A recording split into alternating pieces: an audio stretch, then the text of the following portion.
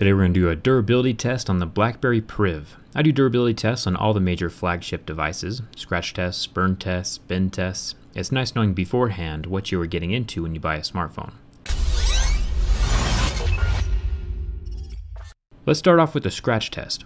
The BlackBerry Priv is rocking the Gorilla Glass 4, same as the Nexus 6P, so it should end up pretty close on the Mohs scale of hardness. As anticipated, a level 6 pick leaves a mark, and a very visible scratch can be seen at the level 7.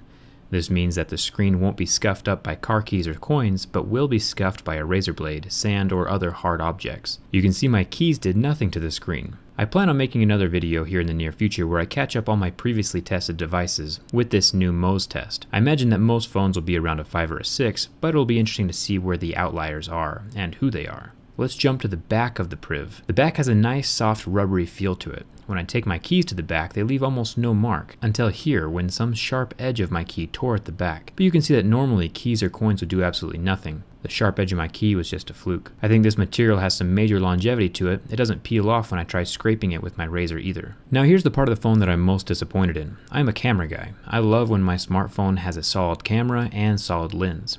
As you can see, this lens is very easily scratched. I wish we could pretend like it didn't happen, but it did. Even car keys can scratch it. It is weaker than a level 3 on the Mohs scale.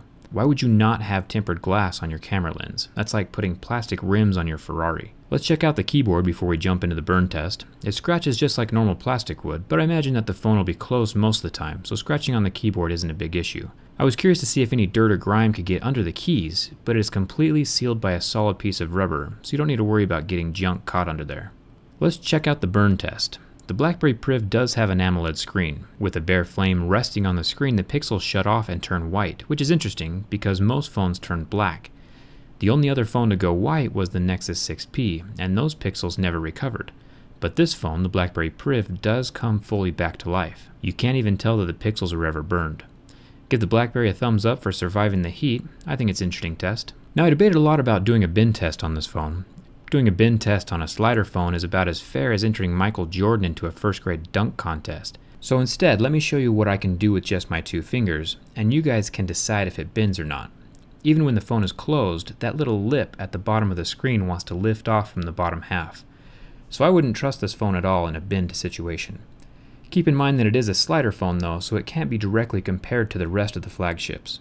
I will analyze the construction of this phone more during my teardown and repair video, which I will post in a couple days. Thanks a ton for watching. Hit that subscribe button if you enjoyed it. Hope to see you around.